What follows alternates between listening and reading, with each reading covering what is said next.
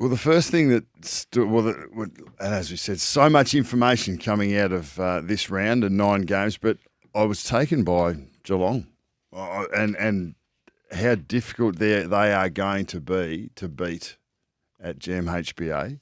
Look at the rounds coming up. They've got Melbourne in round 4, Giants in round 9, the Dogs in 11, Gold Coast Suns will be fascinating in 13, Lions in 15, Richmond St Kilda sort of 17, 19, Port Adelaide 21, Essendon 22, rounds 22. Can they be beaten? I think the Gabatoir has always been a challenge. Getting across to Perth is always a challenge to win there. I just like this suite of games. One, the Geelong faithful have been spoiled, but there's going to be some amazing contests there. But what Geelong have built in the last 18 months to me is just amazing. Like they're young players, they're up and back, their dare and willingness to move the ball quickly. Like they exposed a side who were hobbled in some ways with injuries, but they smashed them out of the middle. De Koning stands up as a ruckman all of a sudden and looks excellent. A makeshift midfield. Dangerfield's allowed to play forward of the ball. They had 13 goal kickers in all. It was compelling, and they just hurt you everywhere. I just can't believe how quickly they've been able to rebuild, how quickly they've been able to find a competitive edge that's going to be so difficult to get over. Like they want to play fast games, so they can impose that on any opposition at any time, just simply by flipping the ball out, by quick kicks out of stoppage, by creating chaos. It's what Richmond were able to do for their run. They loved chaos and they loved putting the game in a contest as often as they could, and they relished putting pressure on the opposition. Geelong have their own version of that, and it's pretty hard to stop it when a team knows that they can impose their brand regardless of what the opposition do. That's a pretty powerful position to be in. And if you can do that, well, you basically have control of the way the match is played, and Geelong have created this in a very short space of time. The addition of Bailey Smith, the return from a knee reconstruction of Bailey Smith, it was all striking. Yeah, and he's always been one of the fittest, hasn't he? Always been an outnumbered player that just keeps turning up. And I don't think in the Cats' plan, you don't need to be the cleanest either. You don't need to be early. He got a lot of the ball, and I suppose it was his momentum with his disposals that was quite compelling. He wasn't hitting targets as cleanly as he will down the track, but it was just his run, his contest. It was a very, very great, a great first outing for a young fella who loves the game and wants to be a big part of what's happening. The big issue, Bucks, it came out of Saturday night in our first look at Port Adelaide. Oh my God, they killed Kenny. I think they killed Kenny. When you sent that through, I thought you were the last person I thought would come up with a South Park reference. That was deliberate, wasn't it? It was. It was. It was very good. They've stripped him of his superpower. Yeah, and we spoke about this privately. I heard your preamble. Didn't know which way it would go. It was just alarming to see it. So, do we knee jerk on this? So, is that Port Adelaide? So was that Collingwood last week? Is that Carlton this week? Is this Port Adelaide this week? Is it Fremantle this week? I think we're going to get wild swings. The game is so much on a knife edge. I think Collingwood they definitely came out with something to prove. And Kenny said in his post-match, I mean, you can't defend a 91-point loss. That's a big loss. And as much as anything, Collingwood turned the ball over 15 times in their own forward 50. So Port Adelaide possessed the ball and were stripped of the ball 15 times. You never get... If you get double-figure front half turnovers, they only kicked 3 goals, 8 from that. It could have been a hell of a lot worse. So Port Adelaide's back six, which we've spoken about for a long time, was terrible. Because their team defence was terrible, because their contest was not great. So they were they should have known what was coming, and Kenny has had a way of getting his team up, but they weren't up. They definitely weren't up, and they were smacked in the nose straight after the opening bell, and they were still dazed when the game was gone. So this has never been Port before under Kenny. So whether it's them for the whole season, this is they do not look like this. Right from the start is the we never give up era, which served them so well, and then the head on the block 13 in a row, which was the best streak of that season. Nobody thinks they're a team capable of finishing second, but there they were at the end of last year. His superpower is the capacity to galvanise a team in that really old school way.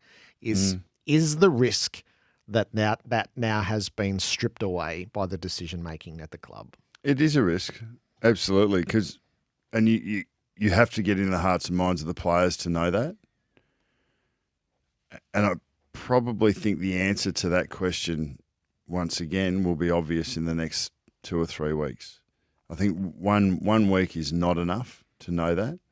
Having said that, I can't remember the last time, that I suppose, Sydney were really well beaten by Port Adelaide in a big game late last year. Geelong were really well beaten by the Suns in round 10 when they were having their down patch and looked like defensively they weren't able to stop anything. They had 16 goals scored against them from turnover in that game.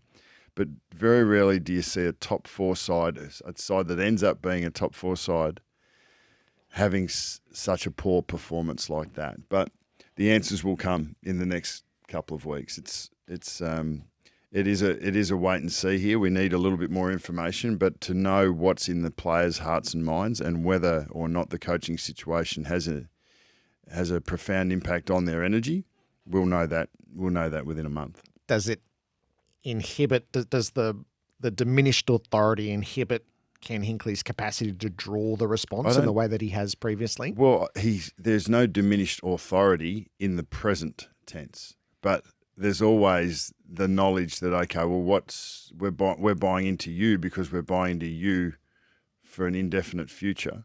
We know what the definite future is here. The definite future is here has a finite time.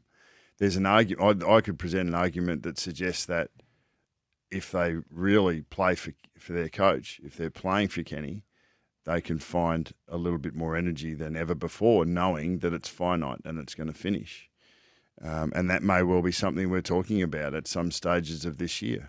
It's definitely not what we're talking about after round 1 because the opposite looks evident on 4 quarters of exposure. But there wasn't that many out there, was there? In terms of that really gave that grit and determination. The ones there weren't many that really dug in and turned it around at some point. It was pretty consolidated lay down over 4 quarters, and that is something that he will address with his players, and he'll ask the question of them, and they'll give him an answer.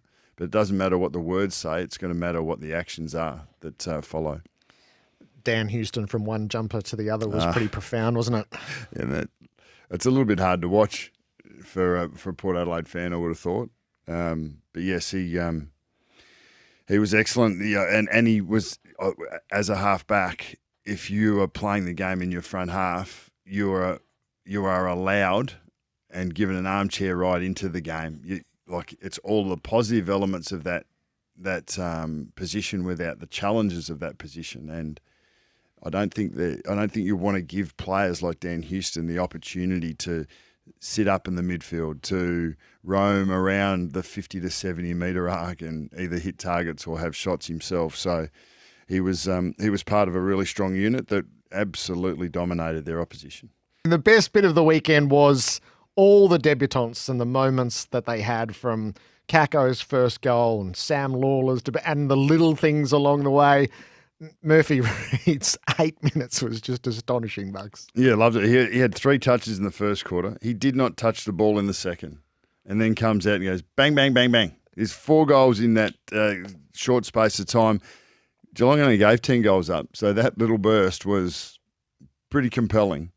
So the young fella shows us his top end, doesn't he? That he can, knows where to move, finds the ball, competes well, finishes excellently. So that was 9 of his 13 touches were in that quarter, and was able to leave a profound impact on it. They were looking for positives for Freo fans, so they found one there.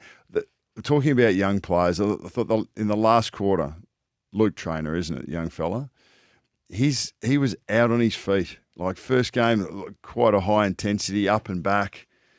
Contest out in the wing where he could have easily got pinged for tapping the ball out deliberately, but that effort to square that contest and force a stoppage was excellent.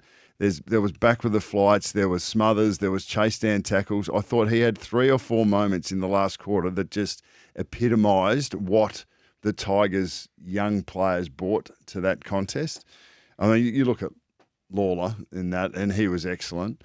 But then the Armstrong contest against Haynes and McGovern, the 2v1, where he just, he didn't touch, he had 5 or 6 touches, but that particular contest was like, that's my ball, I'm going to go get it. And whilst a couple of other Carlton players are dilly-dallying about whether they're going to take it out deliberately or not, I'm going to make it mine. So you love seeing young players come in and just, take the bull by the horns, and anything's possible, and we saw that on the weekend. Michael had texted through, I don't think in all my years watching the sport, I remember being so excited for the future. Such an abundance of young talent all across the AFL.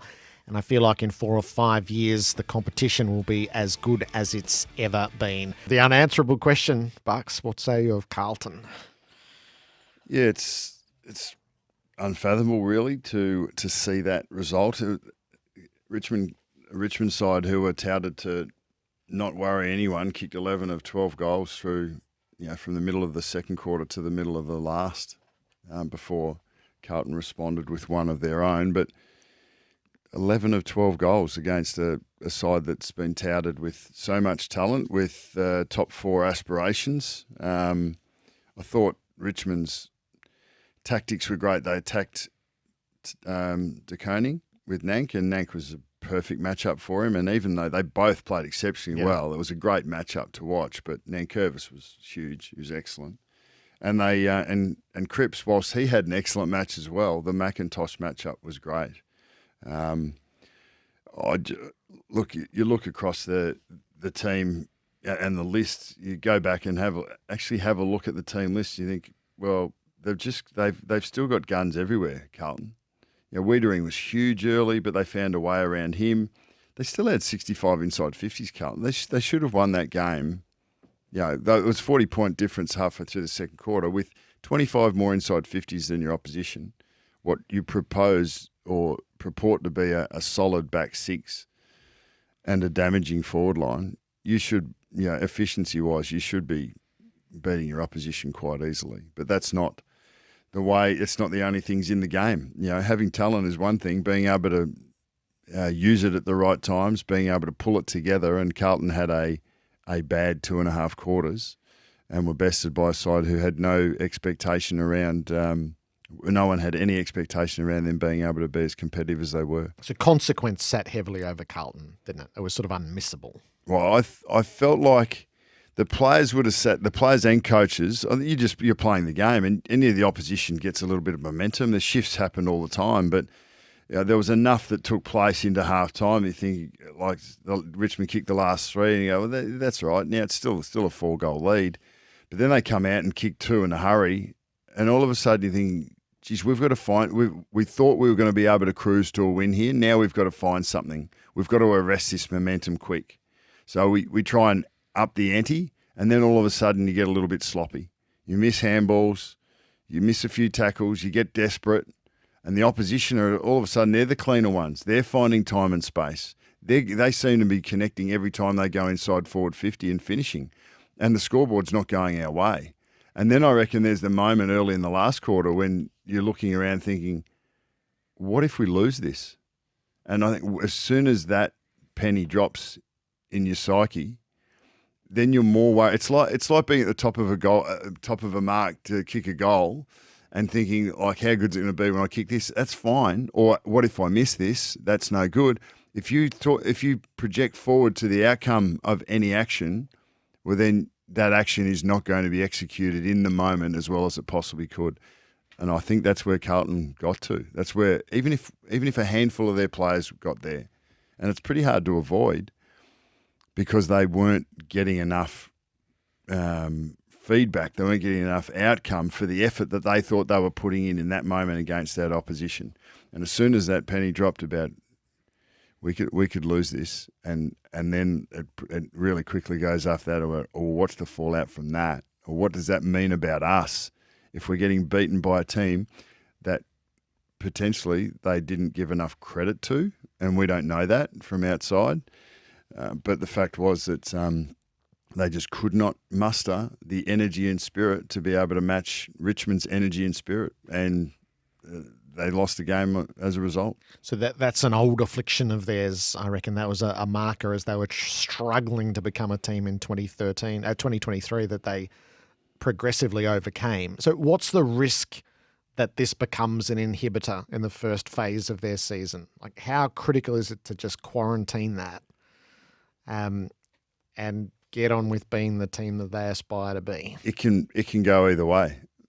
With the raft and scope of outcomes is still as wide as it always has been. The element of, okay, well, we can't just wait for Cripper to go and win it for us. And there was I felt it. There was an element of that. But Uzo's use of McIntosh sat him on the pine for the first 10 minutes of the last quarter. And Layla actually played on Cripps, who missed a snap at goal when Layla was on him, like really early in the last quarter. Cripps kicks that, which you'd normally expect him to. Then the energy comes off the back of let's jump on Cripper's back and let's ride it all the way to a win. And then we'll wipe our brow and get on with the next. But that's not what happened. McIntosh sits on the pine for 10 minutes, comes back with more energy, more focus, and the courage of his coach to be able to give him that breather so that he's there for the last 15 when it really matters against the opposition's match winner. You can't just rely on a couple of blokes to go and win you the game. And maybe Carlton fell into that. The conversations amongst the team will be really important. The questioning from the coach and vice versa will be really crucial. And where they go from here, it might actually be a Phillip to go, hey, we can't do it the way that we've done it. We've got to be better. Like you can't go back to the end of 23, but they played their best, most connected team football to make that run late in 23 to go into finals. And there was some, fantastic team performances that we saw from Carlton just 18 months ago. That's what their top end is. But you can fall in love with the top end. You just got to get the basics right. There are too many of their players made too many of the experienced players made rash decisions and poor decisions under pressure that gave Richmond the chance to tighten the screws. And they happened a lot in the back half. Errant handball here. Haynes and McGovern were partly had their own moments in that regard. But there wasn't enough Carlton players ready to step up just to stop the rot, get it done, come together here. And that's going to be, those conversations are going to be fascinating internally. And what comes out of it, we'll see once again in the next couple of weeks. The pressure index for New Vision Clinics, Keyhole Laser Vision, next generation technology. There's a lot of buoyancy around Fremantle. They turned in a first half that belied any of that. I'm going to be slow to Fremantle, and to watch that on Saturday was to think, nah, not yet. So Justin Longmuir's got problems that he wouldn't have wanted out of round one. And their opportunity was to go into a foreign land and really make a stand and show what they want to be, and instead they were meek through the first half, and then they got opened up for 10 goals in the last quarter. Well, they got tackled 58 times in the first half and 32 times in the first quarter. Geelong's pressure, as Justin just outlaid there, was elite. It was top level. But if you're a well-organised, talented football team, you have methods and ways of buffering that pressure, but they just weren't able to do it, Freo. So they compounded. And every time they turned the ball over, Geelong went forward and seemingly scored. So, and there wasn't as much coming back as we expected. They had a few outs, and there's no doubt that personnel impacts your top end. But contest and attitude and just doing the basics right, that's the guts of a team performance, and they weren't able to do it often enough. And as we said, outside that burst from Murphy Reid, offensively they were well held. They were toothless. So there's a fair bit to look at there, and I think Geelong will embarrass a lot of sides down that way. And that was a statement game from Geelong around what they intend to do. But for Fremantle, they haven't played finals. Like, they looked like a top 4 side for a lot of last year. You can't afford to put another one of those in, because then you start questioning yourself. You need to make the turnaround really quickly. The way Collingwood did this week, and Sydney did to an extent without getting the result. That as he said there in the presser, I'm still getting my head around it, and there will be, like, the flight back wouldn't have been great fun. And their players and coaches together, they're still getting their head around it. There's a bit of work to do, but they weren't tough enough inside, so he nailed that. And if you're not tough inside, you can't. The rest of your game falls apart. So an early pressure index for Fremantle. Experience keyhole laser vision surgery at New Vision Clinics. Call 1-800 20 20 20. So while you're in flow with Sydney, just you were there for that as they land themselves in the worst bit. They're 0-2. They're not going horribly, but they're 0-2. They are, and so Sydney and Fremantle play each other next week over there, which becomes a fascinating game, because I thought Sydney played really well for a lot of it. I agree with you with Brisbane. What a meritorious victory, given their preparation, given Kai Lohman, Starcevic, Neil totally tagged out of the game. There was so much that the coaching staff in Sydney did well. Like, Jordan shuts Neil out. They kicked the first 4 goals of the game. They looked like Campbell and Warner running around the forward line as like a front six that's reimagined, and they looked like they were on top of the ground. Intercept marking, which we didn't see the week before. Front half turnovers, which we didn't see against Hawthorn the week before. All of their numbers would have looked fantastic. But 0 points is the one that sort of matters eventually and at the end. And they weren't able to, a couple of key errors late, and they just, like, Brisbane just had too many weapons for them. They weren't able to stem the tide. But, 0-2, you don't want to go 0-3. I mean, they got their bye beyond that, so they'll have some time to reflect, but, geez, you want to get on the board. And for your coach as much as for your players, like, he needs a bit of sustenance and a bit of reward. And they haven't been able to get it yet. The sickening incident of the weekend left poor old Luke Cleary in hospital in the aftermath of Saturday night's game, and it has left Jackson Archer suspended for 3 matches for careless conduct. So let's have our debate here. Nathan Buckley, where do you stand? I'm watching it on loop at the moment, yes, which is not great for Luke Cleary. It's this is a vexed issue, isn't it? And this is where there will always be grey area in our rules, as much as we try to, legislate head contact out of the game. We will have head contact, and we seem to have quite a bit of it early this season. And you're looking, Jackson Archer is a player who plays with reckless abandon, in inverted commas. He's a player who will put himself in harm's way almost any time the ball is in his area, and he will contest it to win the ball and to play the game in a physical manner. Like, that is the type of young player that he is, and I think he's earning respect for that. He's a ball player. He plays hard. He wears his heart in his sleeve, and I think he's making his mark in the game. The issue of of contact below the knee is, I think it's one that'll come up. We'll definitely be looking at it tonight on the couch.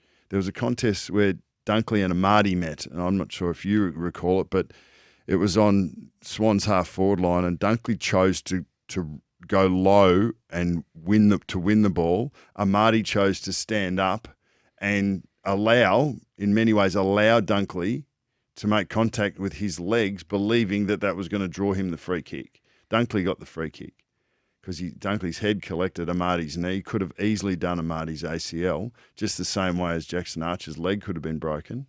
So which one do we care for more? Contact below the knee or the head?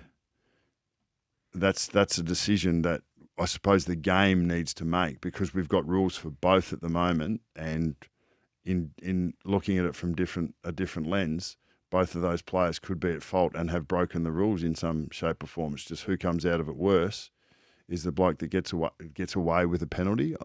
Is that the way we want to view it? So my view is that if everybody stands up here in the aftermath and all is fine, I truly think it's a free kick for forceful contact below the knees. I think it's Archer's free kick because the game asks Cleary not to go to ground. Now, there's all sorts of reasons why Cleary ends up after the ball at ground level.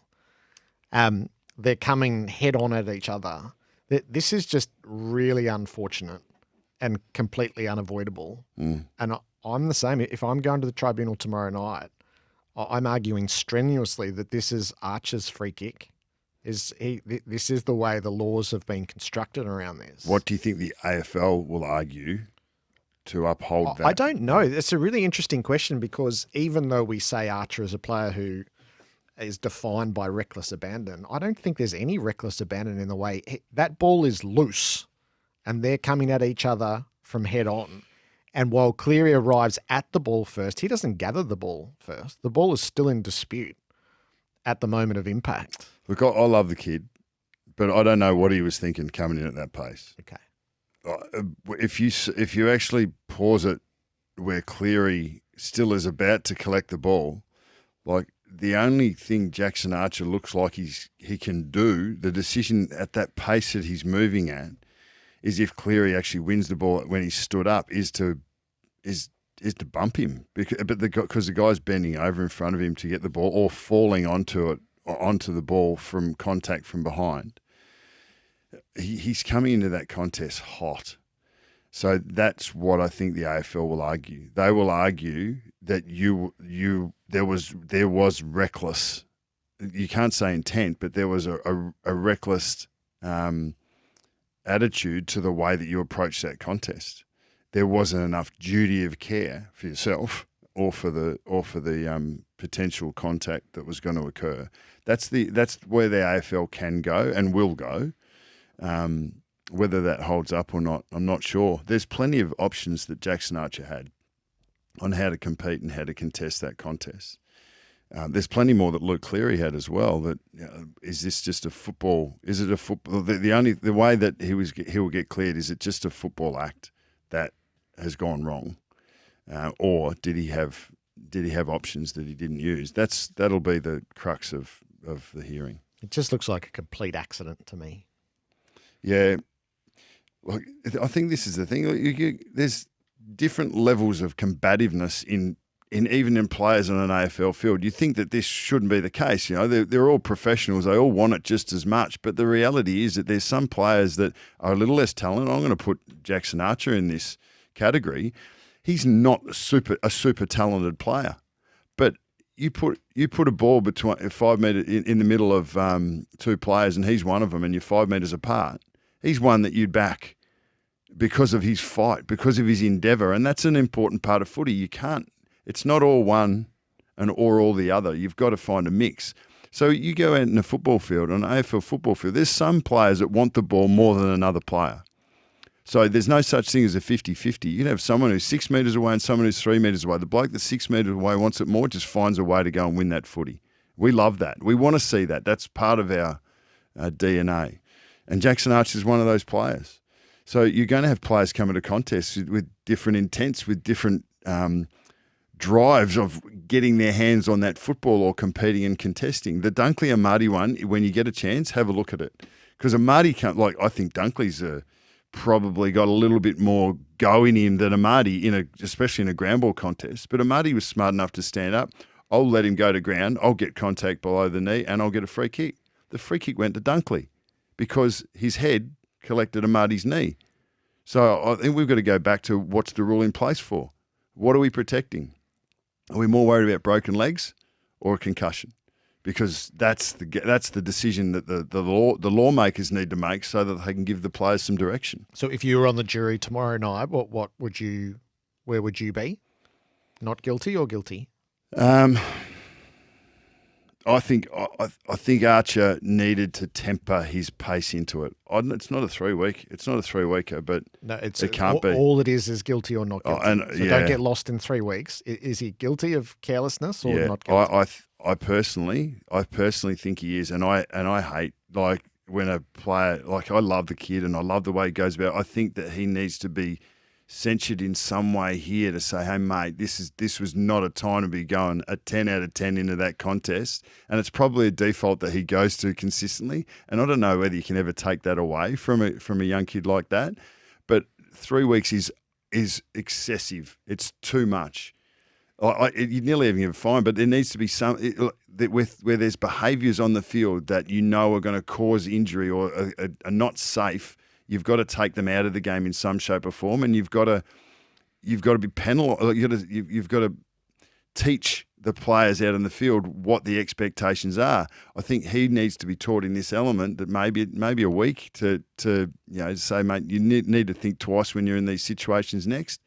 But it's 0 or 3. Is that what it is? Yes. Yeah. It's just guilty or not guilty. How can we be there? Yeah. Well, we're there because of the concern around concussion, and that's how Scrimshaw ends up with 3. Is if Ridley's fine, that is a low end fine or 1 week max. But because it's concussion, it has to be severe impact.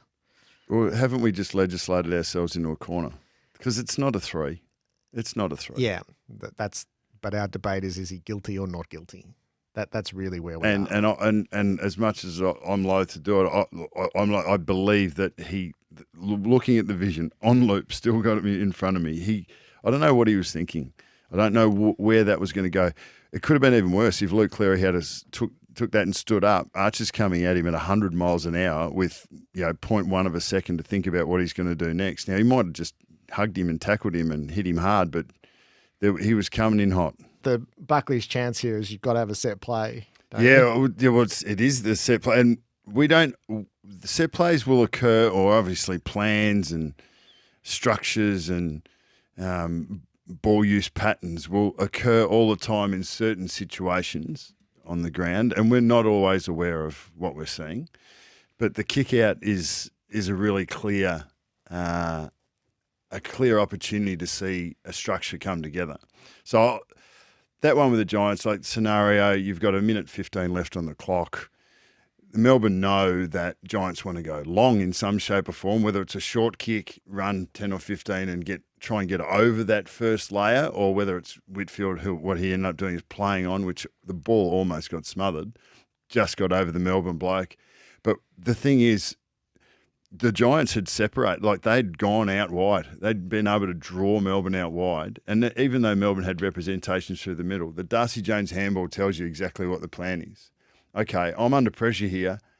I can't see a Giants opponent close. So I'm just going to handball it over my head towards the centre circle. And Finn Callaghan knows that I can't get across there to be a receive player here for Darcy Jones. I know in this scenario, the ball's going to the centre circle. Let's start heading towards that. And then Callaghan makes a great little bit of play, and they were able to get through the Melbourne pressure. So that's still needs 2 or 3 or 4 contests to come together for that set play to work. The Hawthorn one comes about because Essendon go man on man after half time. They want to take away Hawthorn's uncontested marks. So they've got time to plan for that. But it's schooled and it's prepared, and it's okay. If the circumstances are right, if the breeze is just right, if the scoreboard's saying the right thing and the opposition are doing this, well then let's look at that. And for Sicily to be able to hit Impey on the burst, the Essendon players were drawn across, and all that space was there. And it was a brilliant finish. That's two kicking goals that they've got from that very same kick in the first 2 rounds, Hawthorn. And I said in the call, I think Sam Mitchell might be putting that away in the back pocket for the next 8 weeks and maybe bringing it out mid-season. He might bring it out Easter Monday for the Geelong game when it's required, but it might come out in September if an opposition goes to sleep and when it really has maximum impact. It's the sort of play that Andy Reid in the NFL would hold back for the Super Bowl, wait all year on it and then roll it out in the game of maximum consequence. So, no, it's so interesting to see that as part of our game. All right, they got that right, they got that wrong. They got that right for Smarter Light. Good for you, good for the planet. Smarter Light environmental exit signs. How's the 15-metre crackdown look now that we've seen 11 games? Yeah, it's continuing. I think that interpretation is everything with the umpires, and that's why the first 5 minutes of a game, it's so crucial to work out whether you've got communication during the week or not about a certain rule, focus, or an interpretation shift. We were just talking about taggers.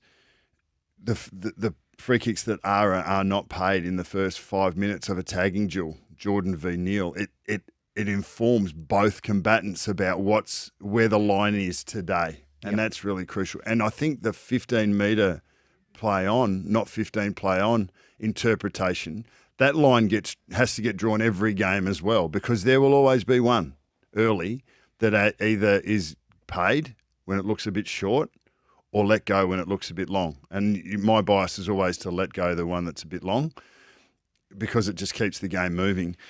That one, the interpretations will shift, but I think it's still on the letting go the longer, a 16-metre kick, calling that a play on. I think that's where we're looking at that it's going, and I don't mind that interpretation. But there was probably a few shorter ones that were allowed that we didn't see in round zero. But I'd be on my toes as a defensive team, thinking, I sniff blood here. There's opportunities to turn the ball over when the bloke that's received the ball doesn't expect to get the play on call, and you can create scoring opportunities. If you get 2 or 3 a game, go for it.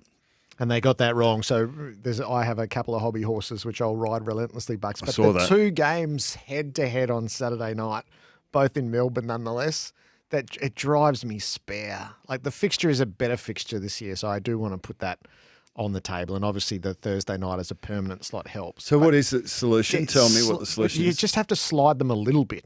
Yeah. You can't have them directly overlapping for the entirety of the games. And they were both, they're both games I'm sitting there wanting to watch. So you've got one on the laptop and one on the screen. Is when they're not both in the same state, you can slide them by half an hour easily enough on different time zones. But just a 15. So one starts at 7:10, one starts at 8:10. Is that what it is, or? Yeah. Well, in the no, it's only needs 7:10 and 7:40. Yeah, That's just so you can get the last quarter uninhibited if we must. But the straight overlay was just and you end up, what I find, you end up watching both games and you don't watch either game satisfactorily. I can't work out what the right viewing strategy is, but so how of the 36 quarters, how many would you see live and how many would you go back to? Of the whole weekend? Yeah. Especially round ones, probably. Yeah, you'd probably see 2/3 live, so all of Friday and all of Saturday, call the early Saturday, get home at halftime of the Saturday twilight, and then pick and choose on the Saturday night where there's the overlap. The early Sunday, which at least they've spread out on the Sunday at the moment. And that needs to remain. Yeah, the worst thing is when you have to flick over at halftime to three-quarter time to the first quarter, or you have to sacrifice the first quarter.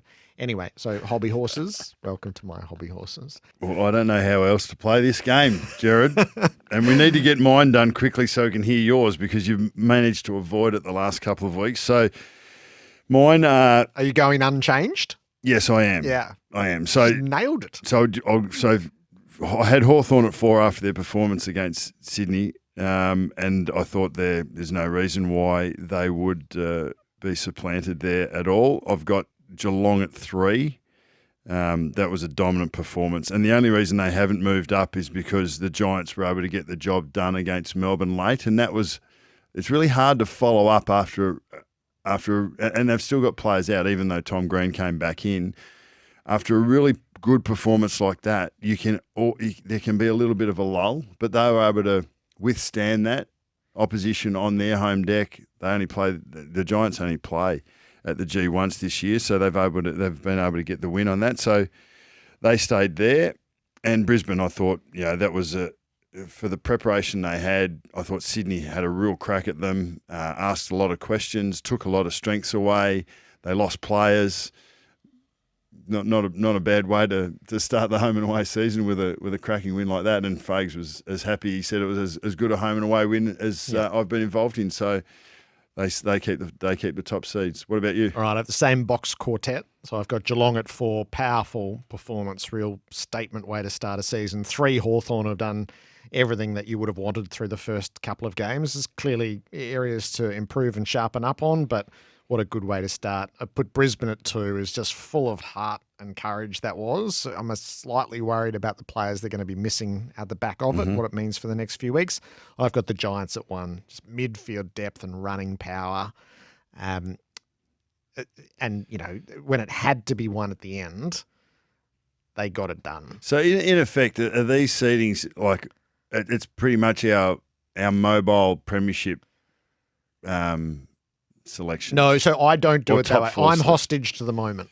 I'll move them around on the week-to-week form. So you can either do it as your long ranger. This is how I feel the top 4 premiership chances are. Well, I need yours every week then. I Yeah. can't be getting them for the first time when we've already played a round and when a half. everyone's finally played. Correct.